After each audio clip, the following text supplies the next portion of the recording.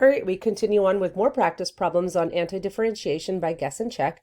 So again, I'd like you to try these problems and then really just check back in here to see if you have the right answers. Let's get started with those answers. For the first three, we are reversing the power rule here. T cubed goes up a degree to t to the fourth divided by the new degree. Same for the next two. Each time we went up a degree and divided by the new degree, we added a plus c on the end. For 14, we use a power rule for the y to the fourth to get to y to the fifth over 5. The second term has a linear component in the denominator, so this integrates to the natural log. Don't forget your absolute values, and then don't forget your constant of integration at the end. For 15, 5x goes to 5x squared over 2, and don't forget that rad x is really just this is x to the 1/2. And so when I add a degree, I go up a degree to x to the 3/2, and when I divide by 3/2, I really multiply by 2/3, and don't forget your plus c. Next three problems. For number 16, you're going to have to split this into two fractions before you integrate, and t squared over t is t, 1 over t is 1 over t. So t integrates to t squared over 2, and 1 over t goes to the natural log of the absolute value of t, and don't forget your plus c. Now 17 is where we really have to start getting into guess and check. So what I like to do is sort of ignore, well, I don't really ignore. I put the 2 out in front. Like my first guess on this one would have been the following. Sine I know integrates to cosine, so I probably just wouldn't have guessed the negative at the beginning. I would have just changed the sine to cosine, and then I would have checked my answer. Okay, well I know that cosine differentiates to negative sine. Whoops, I don't have a negative. So that brings my negative in here. And then I don't know what to do with these constants. And so I'm going to teach you something that is foreshadowing something called U substitution, which is later on in this unit. But basically, if you have an inside function here where the derivative of the inside function is a constant, so 2 theta differentiates to 2, you need that 2 out here. And you actually have it here, so I don't need a 2 out in front. And I'm going to have to show you as we go on. Next problem, I'll show you what to do if it's not there. But basically, when I redifferentiate this problem by the chain rule, negative cosine differentiates to positive sine of 2 theta. And then remember, by the chain rule, a 2 comes out in front. And so that matches the 2 here. If when you redifferentiate what you have guessed, and you don't have the correct constant, you are going to have to adjust your constant. And so let's take a look at number 18 where that happens. First of all, we know that e to the t integrates to itself. We would assume that 5e to the 5t also integrates to itself. However, when I redifferentiate 5e to the 5t, let's try this.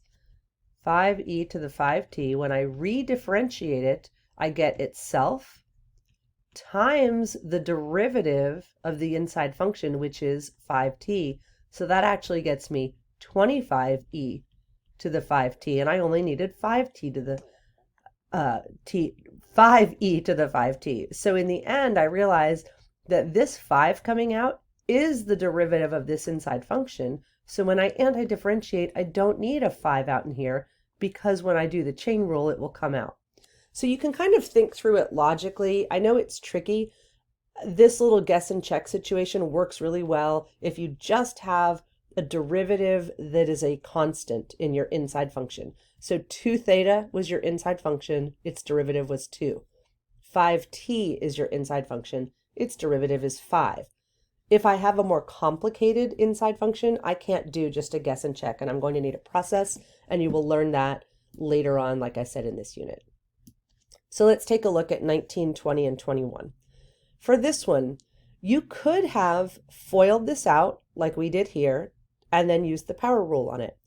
But thinking about undoing the chain rule, do you see how the derivative of t plus 1 is just a constant? Because of that, you could have integrated it by just going up a degree and dividing by the new degree. And if you'd like, you could try this, but this expression is the exact same as the expression above it, assuming that you also have your plus c in it. That only works because the derivative of the inside function is 1. If it were a constant other than 1, it wouldn't work. All right, number 20. 5 to the x. When you differentiate a natural log function, or excuse me, an exponential function with a base other than e, remember when you differentiate, you multiply by the natural log of the base. So when you integrate, you are going to divide by the natural log of the base. This is basically undoing the process of differentiating. So you're using the exact reverse mechanism. So instead of multiplying, you will divide, and don't forget your plus c. For number 21, cosine integrates to sine. You're just going to have to get used to that and memorize it. 1 over cosine squared you will have to recognize as secant squared. And you know that secant squared is the derivative of tangent, and so secant squared antidifferentiates to tangent. And you have a plus c, of course. Okay, so moving on to the next section. What if we don't want the general antiderivative? The general antiderivative has the plus c. What if I want a particular solution, one specific solution? Well, in these problems, 22 through 29, I'm going to ask you to figure out the particular solution where the origin is included. And so I'm going to do a couple of these with you right now. I've got them all worked out here. If I have the constant function little f equals 3 and I antidifferentiate it to get 3x plus c, and then I want the origin to be included, what I'm going to do is plug in 0 for x and make sure I set it equal to 0. So I have my x value of 0 and my y value of 0. When I do this, I find out that 0 equals 0 plus c, so c equals 0. So this is what we call a particular solution. Instead of a general antiderivative, it is a specific antiderivative. So I could do that again here. 2x integrates to x squared plus c. Plug in 0 for x and 0 for y, and I found out again that c is 0. And so I have one particular solution that happens to go through the origin. So these two answers are really single members of the family of antiderivatives that happen to go through the origin. We'll do it again. Anti-power rule, negative 7x squared over 2 plus c. Plug in x equals 0 and y equals 0 and find out that your constant of integration is 0. So all three of those examples have a constant that is 0. That doesn't happen for all of the next few problems, but take a moment, pause, try the next few problems on your own, and then come back here to check your results.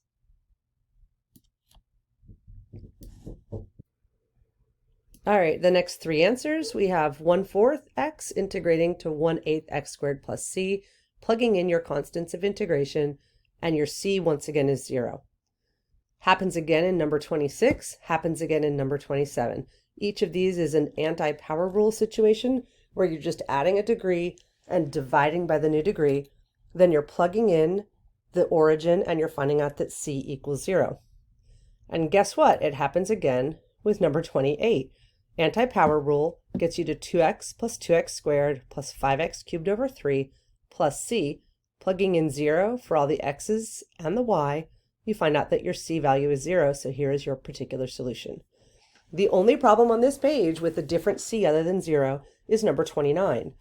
Number 29 integrates to negative cosine of x plus c, and then when I plug in 0 for x and 0 for y, I get out negative 1 plus c equals 0. So in this case, my c value is 1, and my particular antiderivative that goes to the origin is big F of x is equal to negative cosine of x plus 1.